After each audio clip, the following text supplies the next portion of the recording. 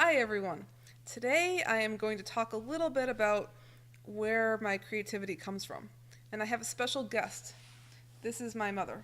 She has come here all the way from the land of cold and snow. um, To beautiful, sunny Texas. yes. Let's see. So first of all, I know you've told me some stories about going to an art and music and writing type of high school in New York. Hmm. And so you're obviously a creative person. Yes, I went to a specialized high school called the High School of Music and Art that was actually located in Harlem in Manhattan. And went there for till I graduated, which was 1960. Yeah.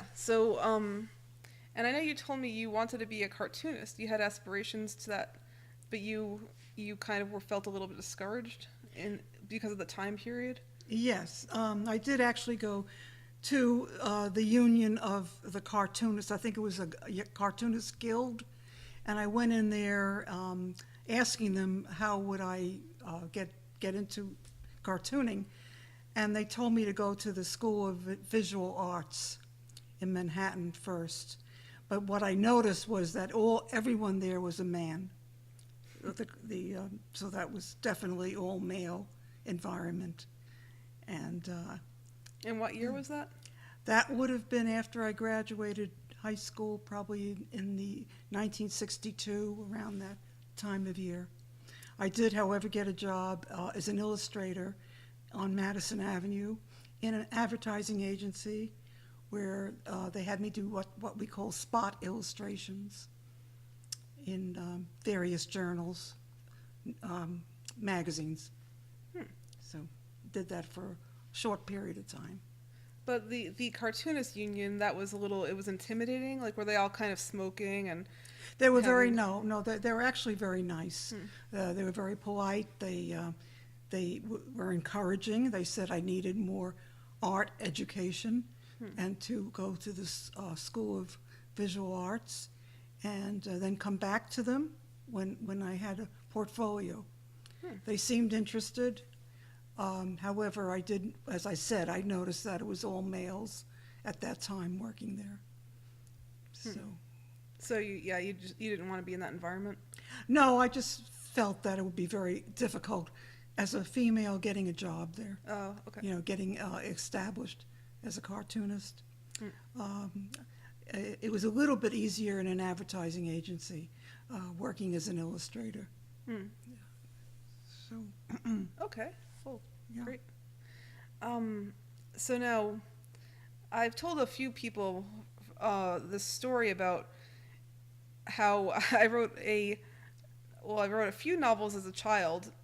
One big one at around the age of 12, and my mom knew somebody who knew a major literary agent for a major best-selling author, and we have a little bit different memories of this because I was 12 and she was my mom. But so do you want to talk a little bit about that? Yeah. Yeah.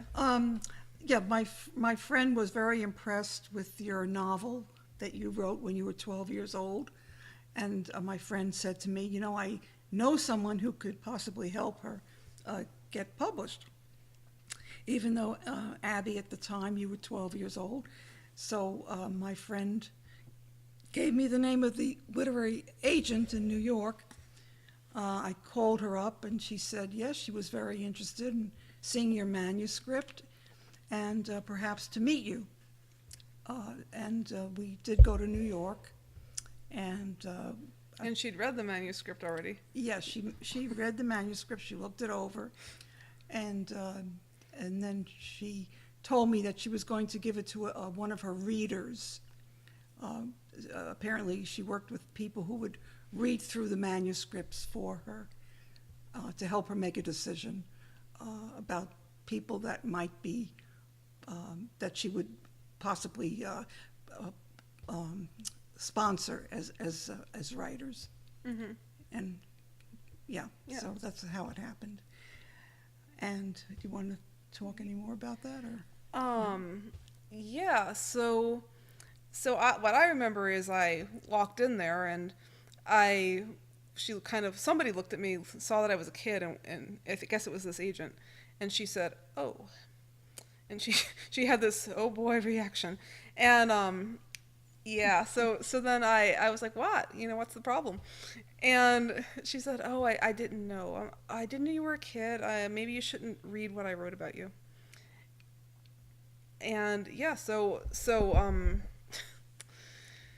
Well, the whole thing was that she critiqued your novel as if an adult wrote it, yeah, yeah. and not realizing you were so young.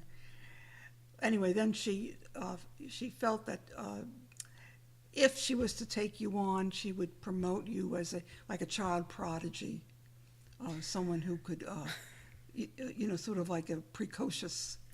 What happened was writer. she wrote up a review as if thinking that I was an adult, I assume, and it was this horribly scathing, oh my god, like, whoa, Right. Uh-huh. And I said, no, that's horrible. I was 12, and I was just devastated by this horrible review.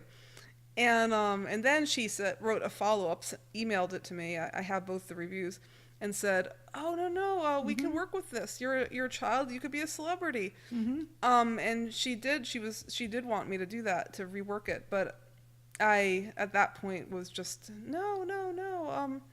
So I was, yeah, it was You were quite, yeah, discouraged. very discouraged. Very discouraged. So then I started drawing comic books instead throughout high school. Right. Yes. Um, Concentrating on your art career. And yeah. deciding to go to then an art college afterwards. And Yeah. yes, that's right.